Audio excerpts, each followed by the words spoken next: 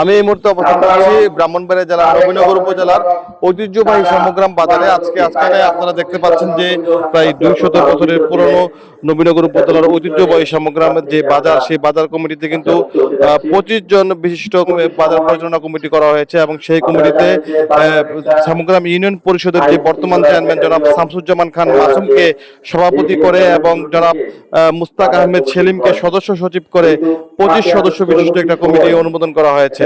অদূর ভবিষ্যতে সমগ্রাম বাজারের কোন ব্যবসায়িকের উপর কোন জুলুম নির্যাতন সেটা আমরা বরদাস্ত করব না। আপনারা কি রাজি আছেন? আমি সমগ্রাম ইউনিয়ন বিদ্যুৎ পক্ষ হইতে সর্বোচ্চ দলীয় ভাবে এমপি মহোদয়ের মাধ্যমে সর্বোচ্চ সহযোগিতা ইনশাআল্লাহ করবো। আজকের এই কমিটির পরিচিতি সভার মাধ্যমে, নতুন কমিটির মাধ্যমে আমি আশা করব কমিটি তাদের কার্যক্রমের মাধ্যমে বাজারের উন্নয়ন করবে।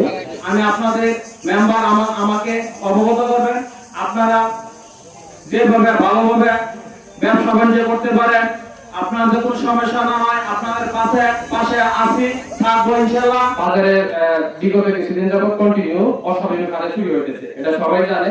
এটার সমাধান হবে আমাদের দ্রুত সিকিউরিটি ব্যবস্থা দ্রুত কিভাবে ইমপ্রুভ করা যায়, এটার জন্য আমরা প্রথমে সিকিউরিটি ক্যামেরা বসানোর চেষ্টা করব। দ্বিতীয়ত হলো সিকিউরিটি গার্ড যারা আছে ওনাদের একটা বৈধ নিয়োগ প্রক্রিয়ার মাধ্যমে যাতে ওনাদের নিয়োগ দেওয়া হয় এবং ওনাদের পাশাপাশি কিছু যোগ্যতা বিষয়ে ট্রেনিং করানো হয়, যাতে ওনাদের স্কিল ডেভেলপের মাধ্যমে ওনারা ওনাদের কার্যদক্ষতা প্রমাণ করতে পারে। যে কোনো অপকর্ম, চুরি, সন্ত্রাস, মাদক, ছিনতাই যদি আমরা সব হাত একসাথে হই, নদীর ওই পারে গিয়ে বাঁচতে পারবে না। আমার সাথে কিছু ব্যবসায়ীরা ইউনিয়ন পরিষদে গিয়ে কথা বলেছেন।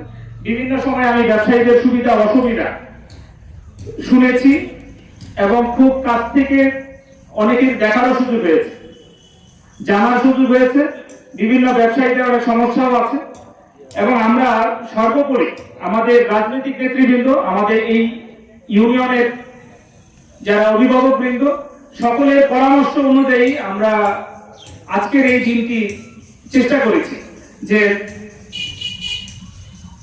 বাজার ব্যবস্থাপনা, সুষ্ঠু ব্যবস্থাপনা নিশ্চিত করার সব লক্ষ্যে আমরা কয়েকটি দায়িত্ব: বাজার নিরাপত্তা, শৃঙ্খলা বজায় রাখা, বাজার পরিষ্কার পরিচ্ছন্নতা, দোকান বরাদ্দ ব্যবস্থাপনা তদারকি, বাজার সংক্রান্ত সমস্যা সমাধান এবং এই সকল বিষয়গুলো ইউনিয়ন পরিষদের সাথে সংশ্লিষ্ট